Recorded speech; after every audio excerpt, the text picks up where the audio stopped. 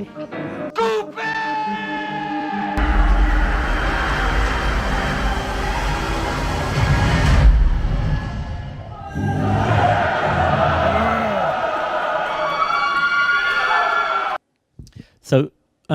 with my new film 2073, I knew I wanted to set it in the future. I knew it's a film about now. It's a film about everything happening now. But I wanted to create it like a dystopian, futuristic sci-fi doc, which I don't know if anyone had made a documentary before setting the future. So I thought that'd be kind of a fun experiment.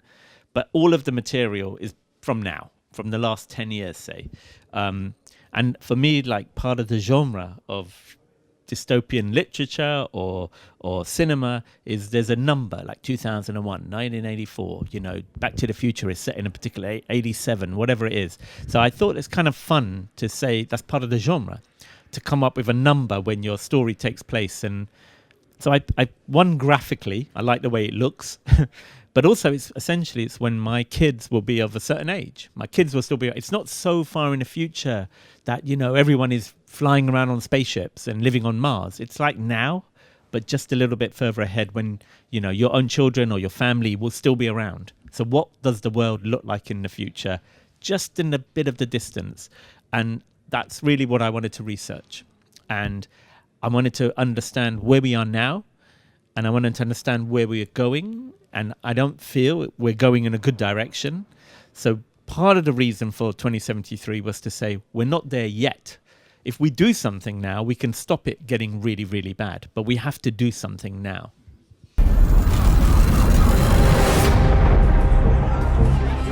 This year, 72% of the world is under authoritarian rule. We're now in a democratic recession, and it's endemic in Europe, in the United States, India, the Philippines. Minority is silenced. Yeah, absolutely. I feel like every day I see something, I read something, I would see something on social media, and everything just feels very dystopian. Like it feels like, really dark, really heavy, and at the heart of it is technology and laws and rules. So sometimes you feel like we're living in RoboCop world, So all of this stuff was in my head, but it's all real. This film begins in 2020 during lockdown. So we're all locked away at home and it's not safe to go out. And, if you go out, you could get in trouble or arrested. So that inherently was very dystopian. That felt very scary. So the film originally starts with me just doing Zoom calls. I wasn't able to meet anyone. I couldn't talk to them. But because everybody was at home all over the world at the same time, I don't know if this has ever happened before. Okay, so it was the first time it felt really strange, but international, global. So I just said, what if I just contact people and say, will you speak to me? And you're at home, I'm at home. So I just interviewed journalists, like people that I really respect. And that's an important detail. We are in a space where people don't trust the news. They don't trust politicians. They don't trust anything. But I know that the people I trust experts, and I trust people like really important investigative journalists I was reading all over the world. They were telling me about their experience. So I thought, let me start with them. And most of them were women journalists who were talking about holding truth to power. They were taking on very challenging kind of circumstances and political leaders who were being authoritarian. And so the people that are featured in the film, Maria Ressa from the Philippines, but who is like a CNN reporter originally from the US, Rana Ayub from India, which is where my family are from India, and Carol Cadwallader, who wrote for The Guardian and The Observer, and she was from the UK.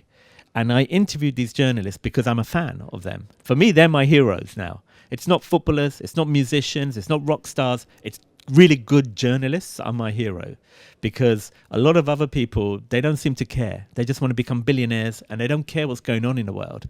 So that was the reason. The heart of the story begins with lockdown, and it begins with interviews on Zoom and journalists, and every single one said, things are bad and they're going to get worse. And I kept saying, why? And they said, tech. Somehow or another, the technology is out of control.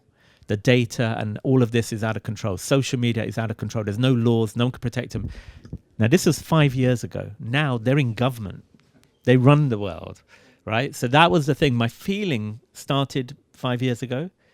My first feeling was Brexit, which is 10 years ago now in the UK. So all of this was in my head. And then I just have to find the way to make it into a movie.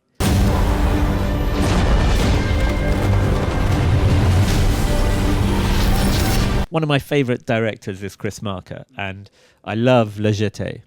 And so when I was trying to think of how do I do a film like this? Can I make a film with archive about the future? And then I thought of Le Jeté, and I thought if he can do a sci-fi film in 25 minutes using photographs, if he can do that, then maybe I can do it with archive. And all he does is like take a photograph of Paris after World War II, and he just says, after World War III. It's as easy as that. The context changes. So for me, a lot of chrismarker's films, but it was just particularly Le Jeté was the one that I thought there's a way to do this. And also there's, if you look carefully at 2073, there's a few references like people living underground in tunnels. There's a museum in the film. There's the tree trunk with the different stages of time, which chrismarker is referring to vertigo.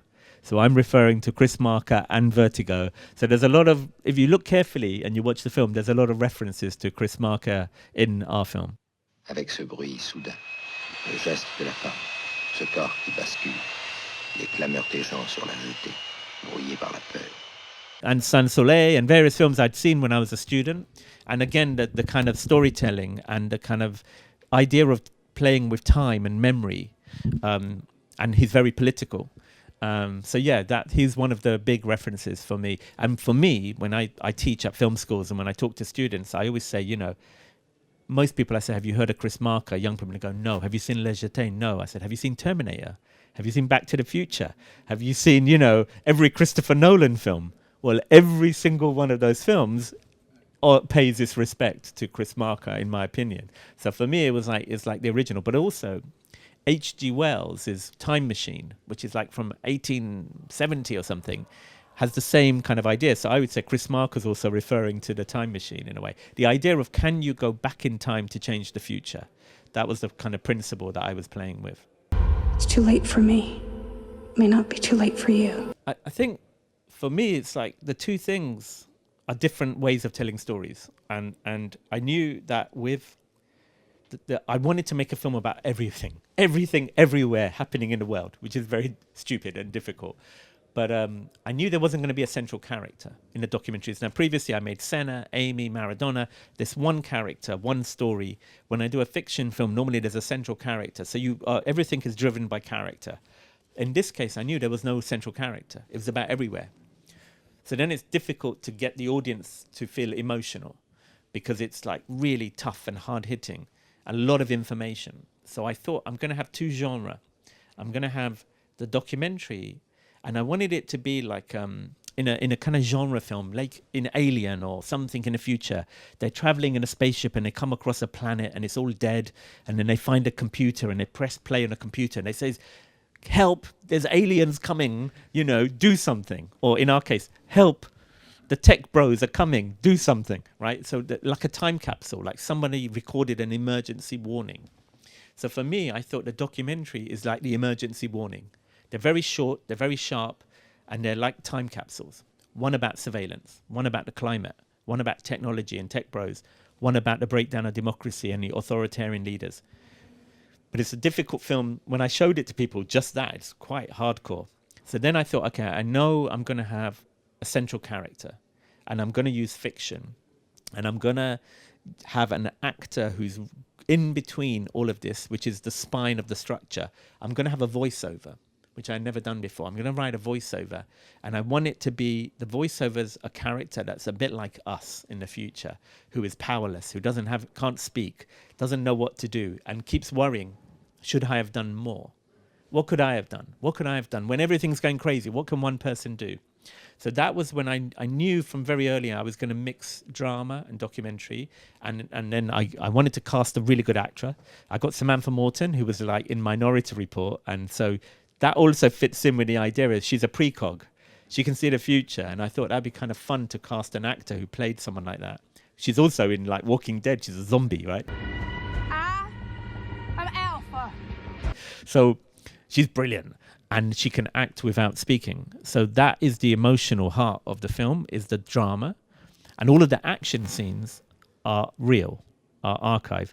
So often in visual effects heavy films, you have the actors, everything else is fake, everything else is constructed.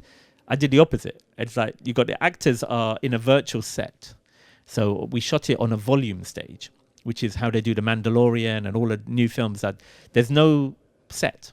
The tunnels in the film do not exist. It's all virtual. The museum is virtual. All of this is virtual. Yeah, it's very complicated technical film, but the real stuff is the climate stuff. The real stuff is the violence from the military police. The real stuff is the attack on journalism and the attack on ordinary people and protesting. All of that is real.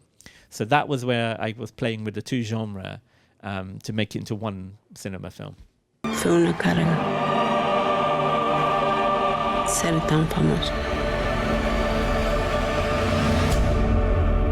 I love football. That's my number one spot. But I love sport. I love cinema, I love music, I love books, and I love sport. And my first love, was football, when I was very young. So for me, you can love the history of cinema and love football and tennis, or less so tennis, honestly. I watched Formula One when I was young, so I remember the Prost era.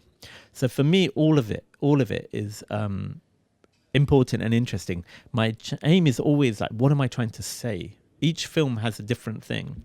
With Senna, I thought he was an amazing guy, like an amazing character who was very positive and had a very spiritual way of living. And so for me, he happens to be a racing driver, but it's not just about racing. You don't have to love Formula One to like it. With Federer, it was different. It's about getting old.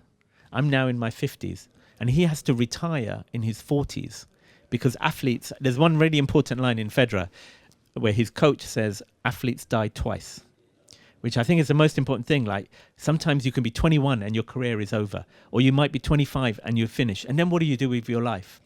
And so for him, the idea of it finishing at 40, now what am I going to do? And it was the access to the footage of Djokovic and Murray and Nadal were all there. They're all thinking, we're next. Our life is over. What do we do now? Even if you're rich, you're still empty. So I with each film, I always try to find like an emotional heart. And then I'm trying to express that in the simplest way. I love you and will never leave you. Exactly. Yeah, you can be like a film lover and cineast, and you can also love sport. It's also drama. If you're interested in, for me, documentaries, the reason I always loved sport, but it's very difficult to write the script to a great sports story. The real story is always better than the fiction version for me, unless you're Martin Scorsese and you do Raging Bull or something, right? Then you find a way to tell the story. But yeah, for me, exactly. I remember when I was at film school in London, none of my friends at university liked sport. And I was like, well, I can be into cinema and film history and still like playing football. You don't have to separate them. So it's just finding the right moment and the way to tell the story. And also for me, growing up in the 70s, 1980s, 2000s, so Senna, kind of tennis of that period is a bit later, but Senna, Diego Maradona, all of this period is when I was young. So I'm kind of looking back at the period when I was growing up. I've got a new film that I'm just finishing, which is another sports person, which is again from that period. But underneath it, there's always a bit of politics. Senna's about, the poverty in Brazil and what he does for people in Brazil to make them feel positive because they're coming from a military dictatorship and they've got no hope. That's also the thing. If you have military dictatorships, they like to distract you by saying, look, football. Don't worry about what we're doing. The Brazilian football team is winning. And that is also, the sport is political. We have to understand. And so there's always more to the story than just like athletes. Non l'ha fatto Maradona, l'ha fatto Dio. The reason why for me that story is like interesting is not just because he was a great footballer, but he goes to a particular city that has, within Italy, is looked down upon by the North. But then there's also the Camorra. And so it's much more complex than just he was a great footballer. Films about people that are good at sport is boring. They've got to have more. And so Diego, we're talking about addiction. We're talking about, nobody saying no. We're talking about a young person with no education. That's one of the things that I like to do with my sporting docs is like Formula One is about very rich people, very wealthy people. Amy was a jazz singer, which is like middle class people. And then Diego was from the street. He had no electricity, no water. What happens when you become rich and famous? What happens in your life? That's what I was looking at. Just go to things. No, I'm like, if I want to see something, I want to see the real person. The big one for me is a film called When We Were Kings about Muhammad Ali. Muhammad Ali was a big inspiration for me. No actor can be Muhammad Ali. They will never look like him. They will never box like him. They will never dance like him. They will never talk like him. They don't have his charisma. And I would say the same with Senna. I would say the same with Amy. I would say with Diego Maradona. Every one of my documentaries, somebody has tried to adapt into a movie. I don't think they've been better than the doc, in my opinion. What do I know? But I don't think they have. Because they're not real, right? So that's the thing. But, maybe more people, they spend more money on it. They spend more money on marketing. And they maybe make more money. But I don't think they're not authentic to me.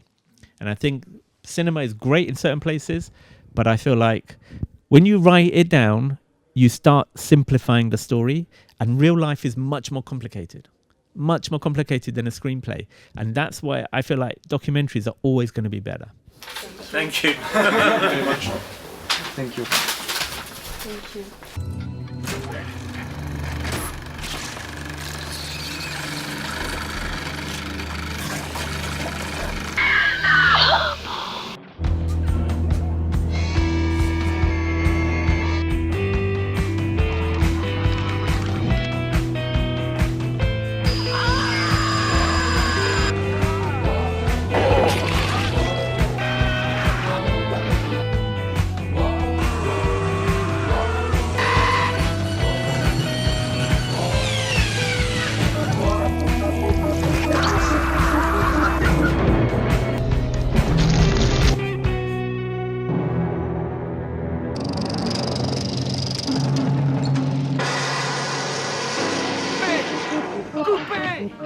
Coupé!